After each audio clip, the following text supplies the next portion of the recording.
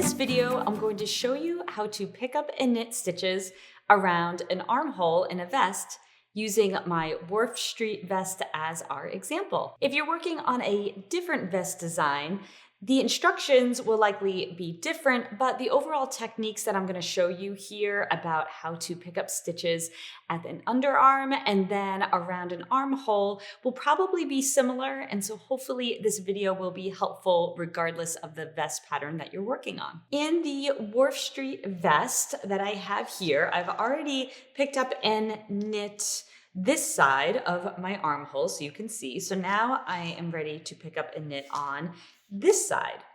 And so to start, it says first to pick up and knit 2 or 6, depending on size, bound off underarm stitches. So in this pattern, at the underarm divide, we had bound off either 2 or 6 stitches, depending on the size that you're working on, at the beginning of each of the rows. So I'm going to turn here so we can take a look. Now, sometimes it's not always clear to see where those bound off stitches are. It kind of depends on the pattern. And in this pattern, it was a little tricky to see. So what I did, just for demo purposes, is that I used removable markers here to kind of mark where my bound off stitches were. You can kind of tell they're the bound off stitches because, they look like V's right here. So here is one, and then here is the other, because for my size, I had bound off 2 stitches. So in the instructions for the armhole, it says to pick up and knit these 2 left side. So here's our center underarm, here's our left side, and you'll see at the end of the instruction for this, it says to then pick up and knit the 2 right side bound off underarm stitches. And so that's what these 2 are. So basically, we kind of want to start towards the center of the underarm. So before I go ahead and show you how I pick up, one thing I just wanted to note is that if it's really hard for you to see these bound off stitches, it's okay. The goal is just to pick up some stitches at this underarm area. So don't stress about it having to be exactly in the bound off area. Just go ahead and, pick up those 2 or 6 stitches, anywhere sort of on the left side of this underarm area. Okay, so let me show you how I do this. So I'm going to insert my needle into the first bound off stitch here, and then I'll just go ahead and remove my locking marker here, put that aside. So I have my needle into the first one, and then I'm going to take my yarn and leaving a nice long tail. So this way, in case there's any gap at the beginning of round here, you'll have a nice long tail to sort of cinch in that end there. So I'm going to take that and I'm going to drape it over the needle just like this. And then I'm just going to bring that loop through. So that is picking up and knitting that first bound off stitch. Then I'm going to go into the next one. So I'm going to just go into here. And then I'll go ahead and remove my marker. And then I'm going to take my working yarn, and just like you would to knit, I'm going to wrap it around the needle and then knit that stitch. Okay, so I have picked up and knit my 2 left side underarm bound off stitches. Now the next step says that we're going to be picking up and knitting 3 stitches for every 4 rows all along this edge here up until we get to the shoulder. And in this pattern, it says to make sure that the number that we pick up, the exact number, is a number that is a multiple of 4. So what I'm going to do, just so for ease of counting, I'm going to take one of my removable markers again, and I'm just going to put it on my needle, and that will just make the counting process easier. So let me show you how I like to pick up and knit stitches around an armhole such as this. So I don't like to pick up in the very edge stitch. I like to go in 1 stitch in. So let's take a look at this. So this is the very edge. So I wouldn't want to go into right here because that's right on the edge. I want to go into these 2 stitches right here. So let's take a closer look. So not into this one, but see how, and I like to use my left hand to sort of guide it. See how this looks like an upside down V right here? and it's not including the very edge. So it's sort of one loop in from the edge. I'm going to go into both legs of that V. I like to call it the V stitch. And then I'm going to take my working yarn, wrap it around the needle, and knit it. So we've just picked up and knit one stitch. Now I'm going to go into the next one. And again, kind of using my left hand as sort of guide, I like to sort of pinch it. I'm going to go into the next V right here, again, into both legs and knit it, and then go into the next one and knit it. So we've just picked up and knit 3 stitches. Now the pattern says to pick up at a ratio of 3 stitches for every 4 rows. So what that means is that you pick up 3, then you skip a stitch, and then you pick up another 3. So we've picked up 3 in a row. So that means instead of going into this next V right here, I'm going to skip that one and I'm going to go into this one. So I'll do another 3 in a row.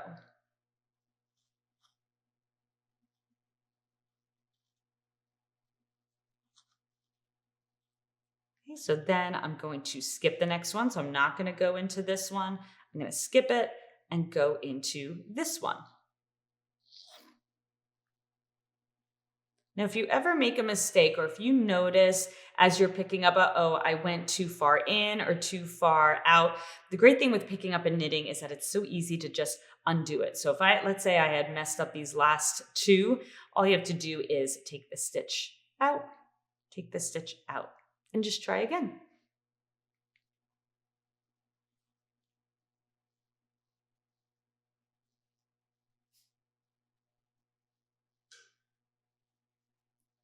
So I'm going to continue in this manner until I get close to the top here. And then we're going to do a count because the pattern says to make sure that it's a multiple of 4. So we might need to adjust the ratio as we get a little bit closer to the top to make sure that we get that right number of stitches.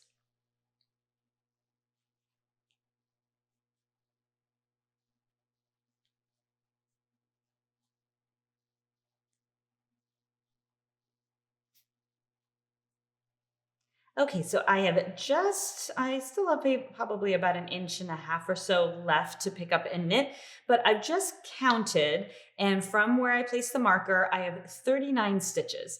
Now, because I want to pick up a multiple of 4, and I still have this amount of space left, then my target is going to be to pick up 44 stitches. So I just did 3 in a row, so we'll stick with the ratio.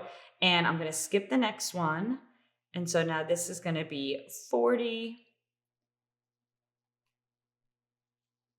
41, 42.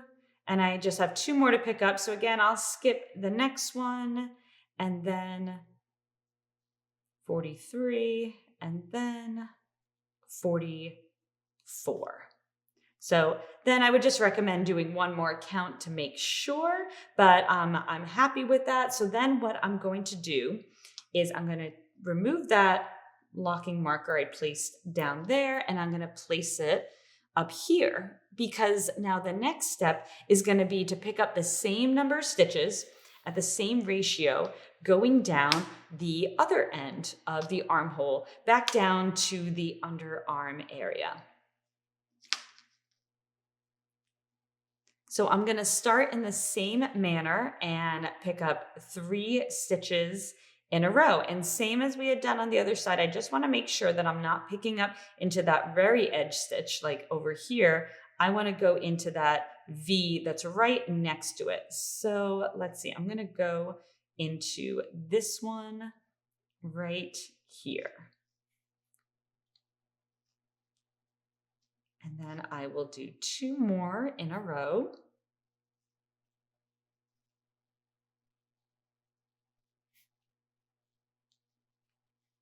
And then I'll skip the next one and go into this one. So I will continue in this manner, doing 3 stitches for every 4 rows until I get about an inch or so from the underarm area. And then we'll do the same thing we had done before and do a count to see if we need to adjust the ratio at all.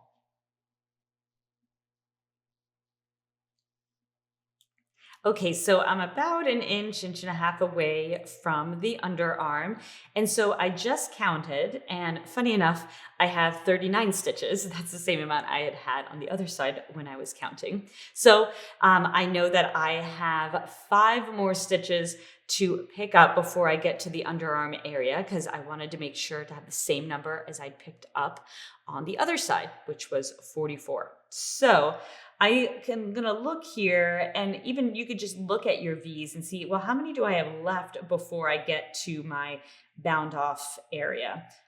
So I have 1, 2, 3, 4. So I have 5 left here. So that just means I'm not going to skip any in this area. And that's okay if you need to deviate from the pickup ratio a little bit in this case, just to make sure that you have the right stitch count.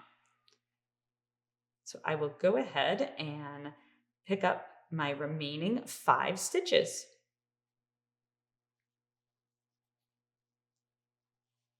Okay, and so then at this point, I'm going to remove that locking marker I had here at the top since I don't need it anymore for counting. And so then the next instruction says to pick up and knit the right side bound off underarm stitches. Now, again, I had just placed removable markers just to make my life a little easier in identifying them.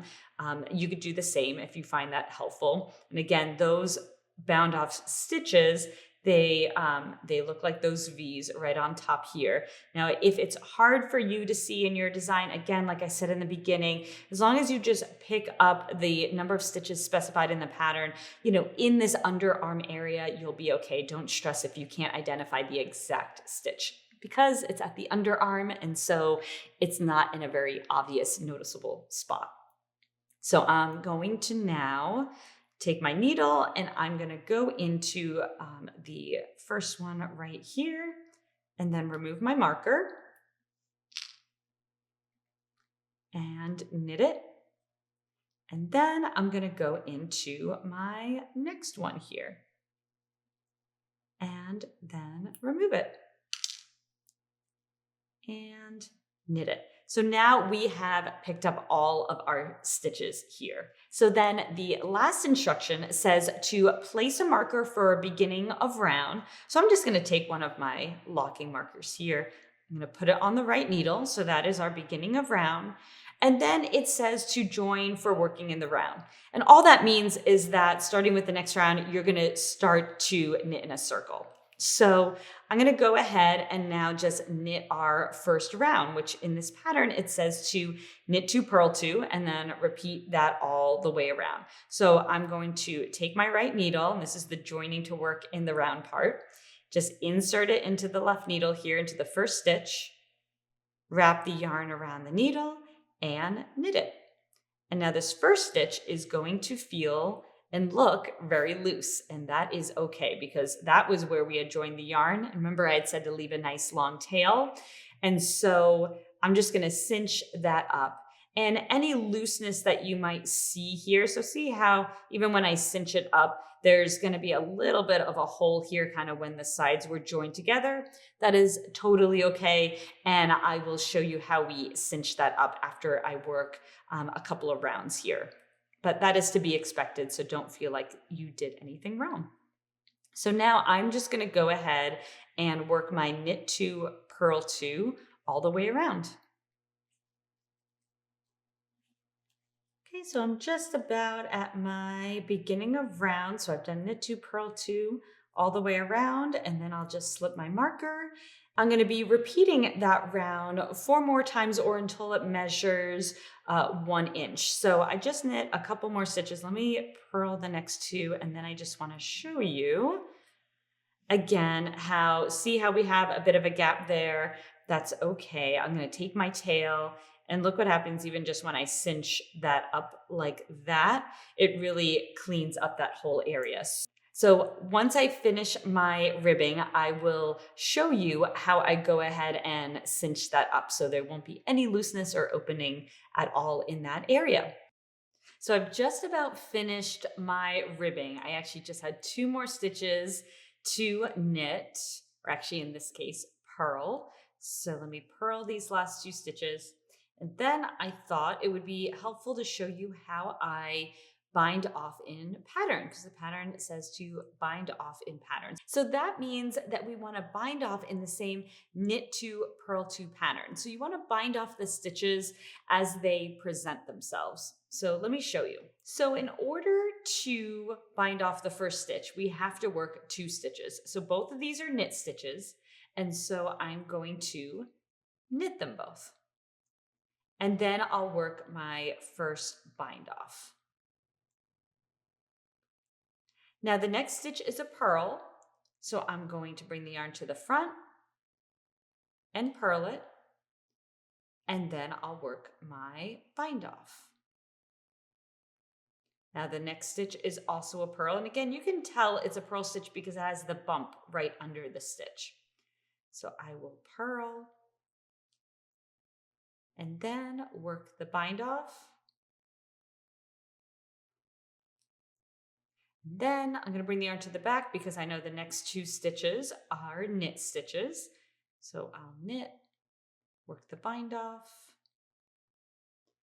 So I'll just continue in this manner until all the stitches are bound off, always just working the stitch before the bind off as it presents itself. So again, this is a purl, so I'll purl it and then doing the bind off.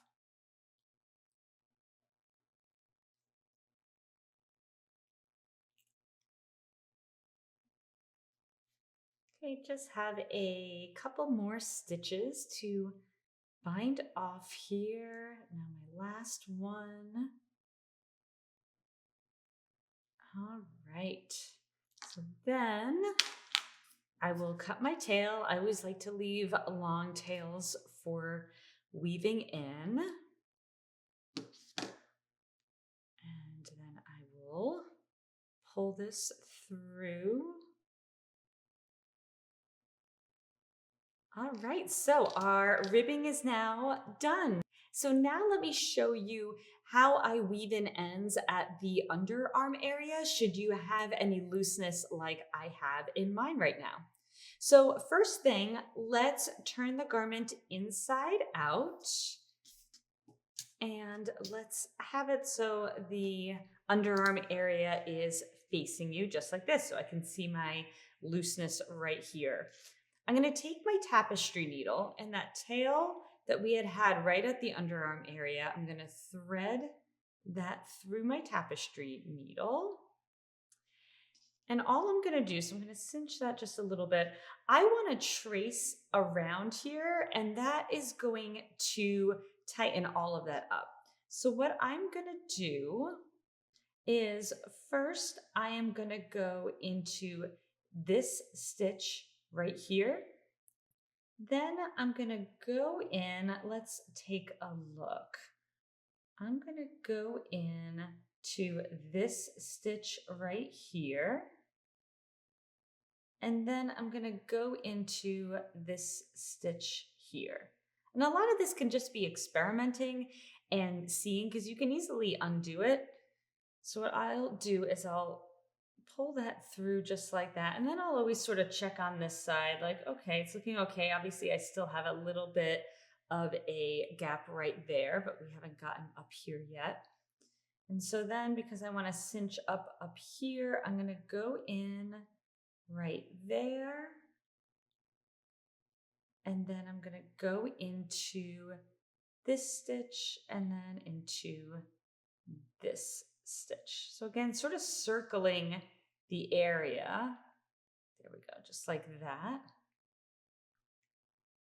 And then again, I pull it this way. Am I happy with how that's looking? Yeah, it looks, the looseness is now gone. There's a little bit of a bump right here. What I can do is sort of see that area and I can kind of pull up on the strand on the wrong side of the work here and see how that sort of eliminated that bump right there. So just by pulling up. And so if you ever do that, if you ever sort of pull up fabric in order for any bumpiness on the right side to not show, and then you have this extra slack right here, what I do is then I'll sort of pin it to the side with my finger like there and go through with my tapestry needle and then just sort of incorporate it into the rest of my weaving in of ends.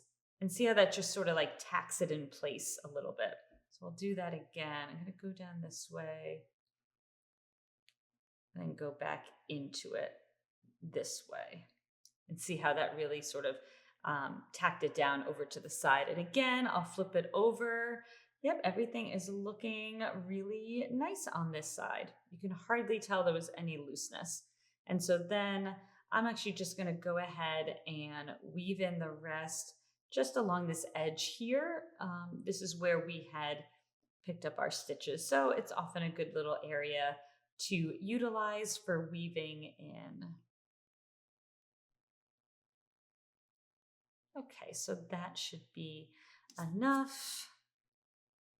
And I will trim that. And then the only other end I had was our bind off area. So let me show you how I do that. So for our bind off tail, I'll weave that through my tapestry needle. And then what I like to do is, because I basically want to push this sort of down like that. So I'm going to insert my needle. I want it to go into the top of this row of stitches here. So I'm going to insert my needle into both legs of this top stitch here. And see how that just sort of brought it over? And it really hides a bit of the bumpiness in that area. And then the rest, I'm going to pull this to the wrong side again. Then I'm going to take my needle and I'm going to go into this loop here.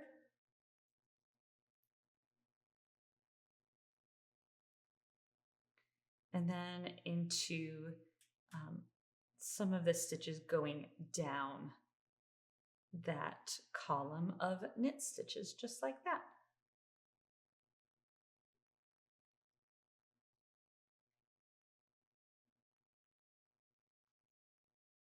There seems like there's just like a little bit of looseness right here. So what I'm gonna do is I'm just gonna go into this stitch here. Again, just like we had done before, I kind of want to circle it just like that, and it disappears. So I'll just do one more stitch here. And again, I always look on the right side before I cut anything, make sure I'm happy. Yep, everything looks pretty good. So then I will just trim that edge. So now let me turn the right side again. And let's take a look. I think it looks great. And everything at the underarm area also looks good. There's no looseness at all. So I hope this video has been helpful for when you are ready to pick up and knit your armhole stitches in the Wharf Street Vest or maybe a similar vest pattern. Happy knitting!